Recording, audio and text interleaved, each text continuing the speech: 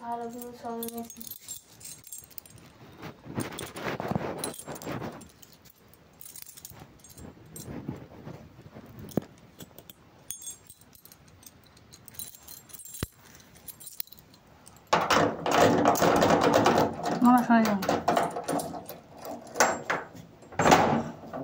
বন্ধুরা, ভুটানের কীর্তি দেখো।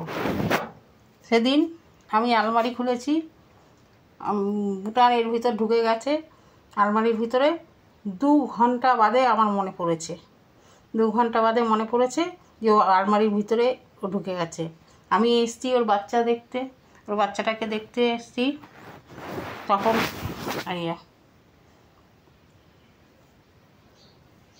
এই যে ওর বাচ্চা দেখতে এসেছি, দেখছি এখনও ভুটান আসেনি।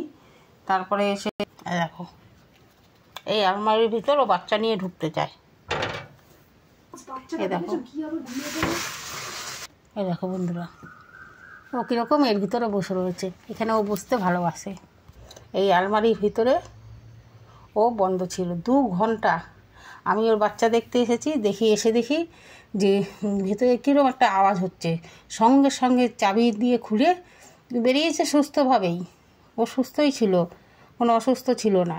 এই দেখো ও বাচ্চা মুখে করে নিয়ে এসে এর ভিতরে রেখে দিয়েছে। ও এখন এই আলমারির ভিতরে থাকতে চায়, সবসময় আলমারির ভেতর থাকতে চায়। এই যে বাচ্চা নিয়ে আলমারির ভেতরে, ওই দেখো বাচ্চাকে চাটছে। ও চায় যে এর ভিতরে বাচ্চাটাকে রেখে দিই আমরা। বলো, 2 ঘন্টা ভুটান আলমারির ভেতরে ছিল।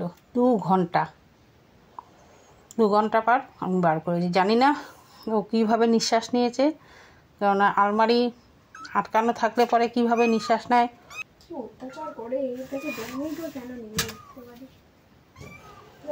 কী করে ও জানি না, কী করে যে ও এই নিঃশ্বাস নিল আমি এটা বুঝতে পারছি না। এই যে আলমারি কী করে নিঃশ্বাস নিয়েছে জানি না।